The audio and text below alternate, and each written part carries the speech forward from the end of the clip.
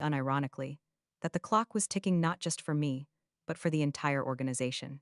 He wore a suit as expensive as his arrogance, a tight, navy wool blend that looked like it confined his ego more than his body. His voice, always booming, seemed designed to drown out any sound of actual work being done. At exactly 9:12 a.m., he leaned across the conference table, his manicured finger tapping a paper he slid toward me. The number printed in bold at the bottom was $50. A raise of $50 per year.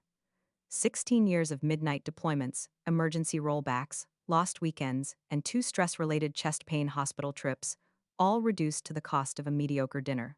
I stared at the page, my eyes meticulously tracing the zero, searching for a phantom digit that simply wasn't there.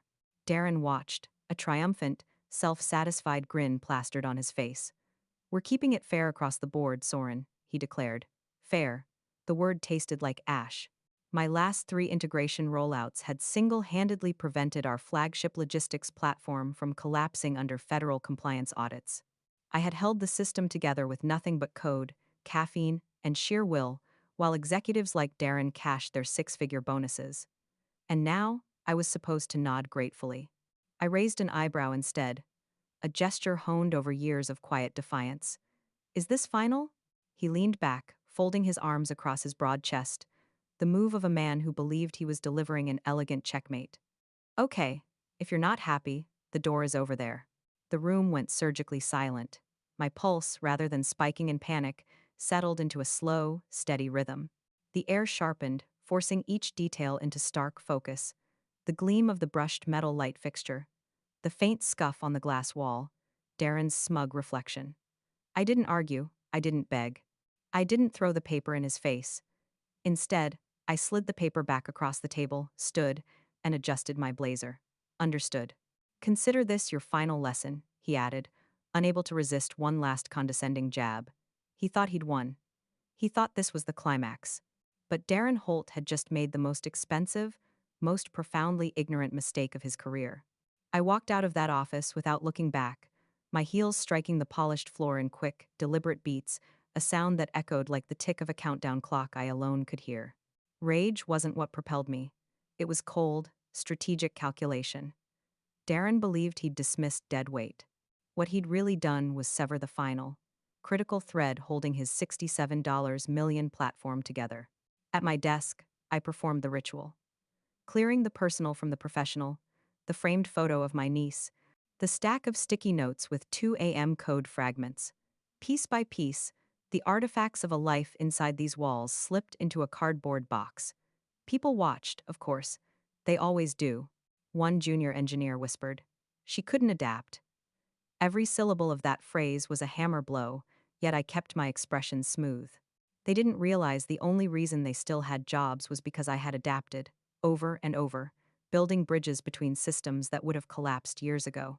HR arrived with a packet, eager to walk me through their tired choreography. "We'll need your badge, your laptop, your keys." I handed over each item without resistance. The laptop was still logged in. The architecture diagrams sat unsaved in a shared folder. Nobody asked questions. Nobody checked twice. As the HR rep escorted me, Darren strutted through the bullpen. "Dead weight gone," he proclaimed loudly. "Time to run leaner, faster, more agile." I reached the lobby, paused long enough to take one last look at the massive server display. Green lights blinked in neat rows, steady and loyal. I had built that display. I had named those nodes. One of them, Kismet, flickered yellow for a second before settling back to green, almost like it knew what was coming. When the glass doors swung shut behind me, I carried nothing but a box.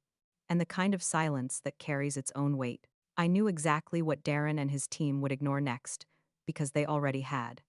Months earlier, I'd stood in a cramped risk assessment room, walking executives through slides they barely glanced at. The title had been blunt: single point of failure, licensing core. I had warned them. I showed how every essential fallback script branched through a chain that depended on my dual-factor devices. I explained why redundancy had to be distributed. Darren wasn't there, but the old CTO had been. He'd clicked his pen, checked his watch, and dismissed it. "We'll revisit this post-launch." The slides were filed away into a folder labeled low priority. Walking across the plaza now, I could almost hear their voices brushing me off. We don't have the budget for that right now. It's stable, isn't it? We'll fix it later. Later is the coffin you build while pretending to save money. Darren would call it streamlining. The irony was brutal. He had just cut off his own air supply.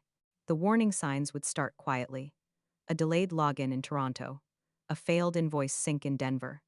A timeout in Munich. Tier 1 support would chalk it up to a Chrome extension. Tier 2 would escalate it without context.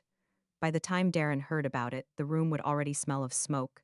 And when they opened my transition folder, the one I had politely flagged in my final email, they'd roll their eyes. They'd see critical written in all caps, assume it was ego, and click away. They wouldn't read the line that mattered. Root certs tied to lane. Two-factor devices required. Reassign before September. My fingerprints were already woven into the architecture. All I had done was walk away. And sometimes walking away is the loudest warning of all. It took less than 3 days. By Thursday evening, a Canadian client flagged a strange login delay. By Friday morning, the smoke was spreading. 15 tickets had piled up overnight. Timeout errors, missing timestamps. Darren's favorite explanation, of course, was growing pains. He even said it out loud in the morning stand-up: hustle harder. Let's not catastrophize, but systems don't work themselves out. They rot from the inside until someone notices the smell. By noon, clients in Europe began reporting license expirations with wrong dates, forcing users out mid-session. One SaaS partner posted politely on LinkedIn, "Anyone else experiencing unexpected downtime?" That post was like the first flare shot into the night sky. Subtle but impossible to ignore. Meanwhile, a new intern stumbled onto something in the archives. A script marked LCONTROLSYS. He dropped a message in the support thread. "Does anyone know what this is?" Silence. Nobody dared admit they didn't understand the file. Nobody asked me because, of course, I wasn't there. And so the grenade sat untouched, pin half pulled. By the time the weekend began, the smoke had turned into sparks. Isolated complaints stretched across 3 continents. On LinkedIn, the whispers turned public. Darren, of course, waved it all away in a quick stand-up, clapping his hands like a coach before a game. Team, glitches happen. What matters is resilience. But sweat marked the collar of his shirt. That was when the intern spoke again, posting another message. "Are we sure this script isn't connected to licensing? It keeps referencing validation nodes." The truth was simple. I had been the only one who truly understood the loop, and now I was gone. Monday dawned like a storm front no one wanted to see coming. At 8:06 a.m., the first alarms screamed through the support channels. A healthcare client in Massachusetts reported their analytics dashboard refused to load. By 8:23 a.m., the panic spread west. The system wasn't lagging anymore, it was dead. Phones lit up like a Christmas tree wired to dynamite. Even the internal alert system had failed because it was chained to the same infrastructure module I had built 5 years earlier. In the war room, Darren Holt stood at the front, trying to conduct an orchestra with no instruments. "These things happen," he insisted, his voice cracking. Someone finally asked the question no one wanted to hear: "Where's Rebecca, the CTO?" The answer came with a grimace: "Off at a wellness retreat in Sedona. Phone free until Wednesday." By 9 o'clock, the war room was packed wall to wall. Monitors displayed error screens like tombstones. The flagship platform, valued at $67 million, was officially non-operational. Contracts guaranteed 99.9% uptime. That morning, the number wasn't even 20%. The forest fire had finally breached the skyline. At 9:15 a.m., CFO Margaret Delaney entered. She didn't waste a second. "Talk," she snapped, dropping her tablet onto the table with a thud. Darren stammered. "We're experiencing unexpected downtime, license validation issues. But our dev team is in." "In English?" Margaret cut him off. "Are clients locked out or not, Marcus?" "Yes, license server is offline," a developer admitted, his voice hoarse. Margaret's gaze narrowed. "Who has access?" The silence was suffocating. Finally, a systems admin named Brianna whispered, "It was built by Soren Lane." She didn't complete a full credential transfer before she left. Margaret leaned back slowly. "You thought that was temporary." Darren tried to jump in. "Legacy infrastructure, centralization.